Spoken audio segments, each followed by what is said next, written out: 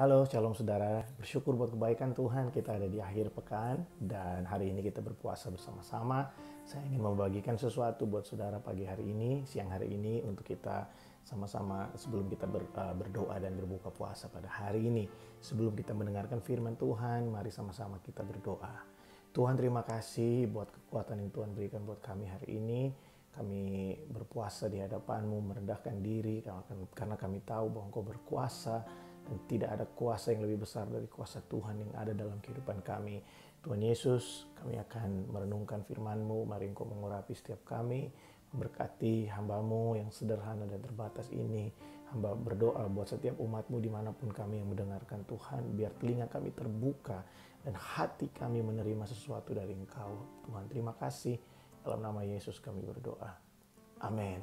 Saudara, mari sama-sama kita buka Alkitab kita dalam Lukas pasal yang ke-6 dari ayat yang ke-6 sampai dengan ayat-ayat yang ada di bawahnya.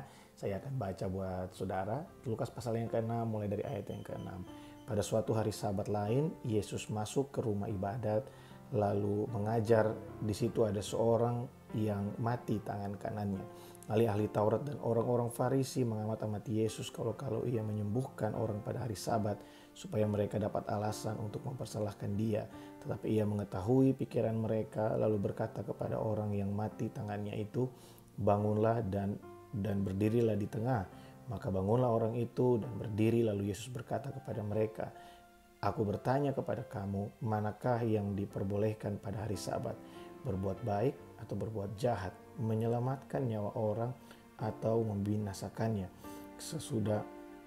Sesudah itu ia memandang sekeliling kepada mereka semua lalu berkata kepada orang sakit itu, "Ulurkanlah tanganmu."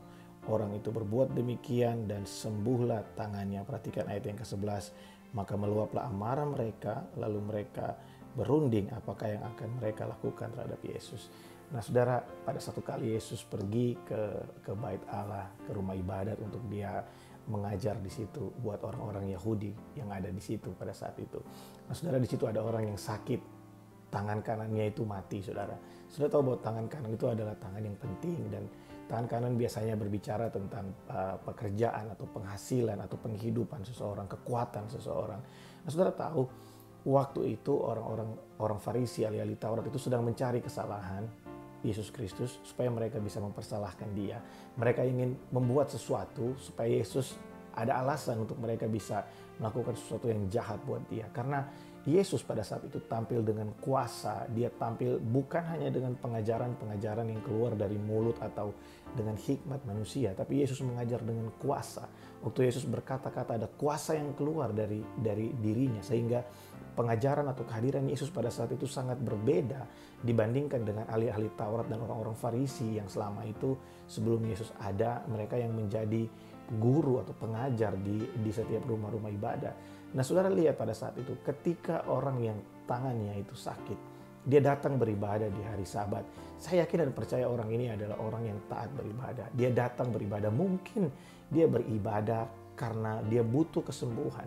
Mungkin juga dia datang beribadah karena dia perlu untuk berjumpa dengan teman-teman yang lain. Tapi intinya dia datang beribadah pada saat itu. Dan dia berjumpa dengan Yesus pada saat itu.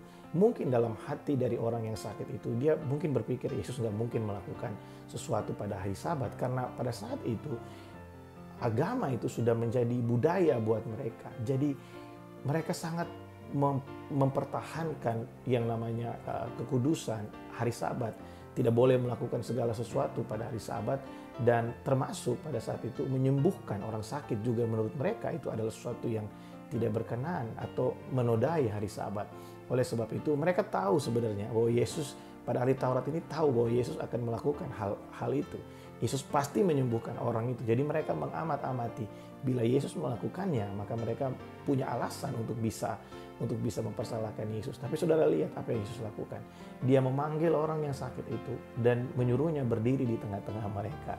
Ya, dia menyuruhnya berdiri di tengah-tengah mereka. Kemudian dia bertanya, apakah yang diperbolehkan pada hari Sabat? Berbuat baik atau berbuat jahat? Menyelamatkan nyawa atau membiarkannya? Atau membinasakannya? Nah, saudara, sebenarnya Yesus ingin mengajarkan sesuatu bahwa setiap hari, bukan hanya hari Sabat, kita harus melakukan apa yang baik dan yang berkenan. Kita harus melakukan pertolongan, memberikan pertolongan kepada orang yang susah. Kita harus melakukan apa yang baik. Jadi perbuatan baik itu tidak melihat hari, kapan saja kita bisa melakukan hal yang baik. Apalagi di saat hari Sabat yang adalah harinya Tuhan. Hari Sabat itu adalah hari yang dikuduskan pada saat itu untuk beribadah dan kita bisa menikmati hubungan kita dengan Tuhan. Tapi pada saat itu orang-orang Yahudi memang mereka mencari kesalahan Yesus sehingga mereka mengamat-amati dia. Nah, saya ingin kasih tahu saudara, kita pada saat ini mungkin saudara sedang mengalami hal yang sulit, ada kesulitan atau persoalan dalam kehidupanmu. Tangan kanan kita mungkin hari ini sedang mengalami sesuatu yang kurang baik ya. Penghasilan kita, pekerjaan kita, sumber-sumber kita sedang mengalami sesuatu yang kurang baik. Terus seakan-akan kita di tempat pekerjaan kita mungkin sedang mengalami suatu gangguan yang membuat kita tidak bisa expand, ya sulit untuk bertahan. Kita sedang mengalami suffering. Saudara, saya ingin kasih tahu kabar baik buat setiap kita, bahwa Yesus sanggup melakukan kebaikan buat kita kapan saja. Bahkan di hadapan orang-orang yang seakan-akan senang melihat kita mengalami kesulitan. Orang-orang yang senang melihat kita mengalami hal yang buruk, para lawan-lawan kita, mereka yang bersuka cita mungkin ketika melihat kita mengalami suatu hal yang kurang baik. Yesus sanggup melakukan kebaikan buat saya dan saudara. Bahkan dia membuktikan ketika orang-orang banyak pada saat itu, ahli Taurat, orang-orang Farisi pada saat itu sedang mencobai dia, apakah dia akan menyembuhkan atau tidak, apakah dia akan melakukan kebaikan atau tidak. Yesus tetap melakukan kebaikan. Pertanyaannya, kenapa Yesus melakukan itu? Pertama, tentu karena dia berkuasa atas hari Sabat, atas setiap hari adalah harinya Tuhan. Kedua, karena buat Yesus adalah lebih baik melakukan kebaikan, adalah keselamatan atau kebaikan kita orang-orang percaya. Itu adalah yang terutama buat dia. Karena dia begitu mengasihi saya dan saudara. Karena dia begitu cinta terhadap saya dan saudara. Sehingga dia tidak bisa menahan dirinya untuk berbuat baik buat kita. Dia tidak bisa menahan dirinya untuk melakukan apa yang terbaik buat saudara. Melakukan apa yang terbaik dalam kehidupanmu. Buat masa depanmu, buat pekerjaanmu. Oleh sebab itu, tidak ada alasan buat kita untuk kita meragukan kebaikan Tuhan. Tidak ada alasan buat kita untuk kita meragukan kesetiaan Tuhan dalam hidup kita. Nah, hari ini kita berpuasa. Mari kita datang dengan hati yang penuh percaya kepadanya. Mari kita datang dengan hati yang terfokus kepada Tuhan. Berdoa buat kehidupan kita. Terima segala kebaikan Tuhan. Deklarasikan kemenangan kita. Deklarasikan apa yang Tuhan lakukan buat kita. Dan jangan melihat diri kita lagi seperti orang yang kalah. Tapi kita adalah orang-orang yang diberkati Tuhan. Kita adalah anak-anak dari Bapa di sorga. Tuhan yang menjadi sumber kehidupan kita. Nah, saudara, saya berdoa biar renungan ini menjadi kekuatan buat kita hari ini dalam masa-masa kita berpuasa. Buat saudara yang belum ikut berpuasa, saya mengajak setiap kita, ayo sama-sama kita berpuasa. Hari Kamis dan hari Sabtu, mari kita berpuasa. Mari kita biasakan, latihlah diri kita untuk kita bisa melakukan kehendak Tuhan. Mari kita latih diri kita untuk merendahkan diri di hadapan Tuhan. Bukan berpuasa, bukan hanya sekedar tahan makan dan tidak melakukan apa-apa, tapi mencari kehendak Tuhan, berdoa, baca firman Tuhan, kita minta kehendak Bapa itu terjadi. Datanglah kerajaan Tuhan dan kehendaknya dalam kehidupan kita seperti di sorga. Nah saudara, mari sama-sama kita berdoa. Tuhan, terima kasih buat hikmat dan kebaikan Tuhan yang mengalir dalam kehidupan kami. Hamba berdoa dimanapun umat-Mu berada, mereka yang hari ini berpuasa Tuhan, mari Engkau tolong Tuhan. Setiap pergumulan yang sedang kami doakan, setiap persoalan yang sedang kami doakan Tuhan, mari Engkau menjadi jawaban. Di dalam nama Yesus ada hikmat dan kekuatan Tuhan tercurah buat setiap kami.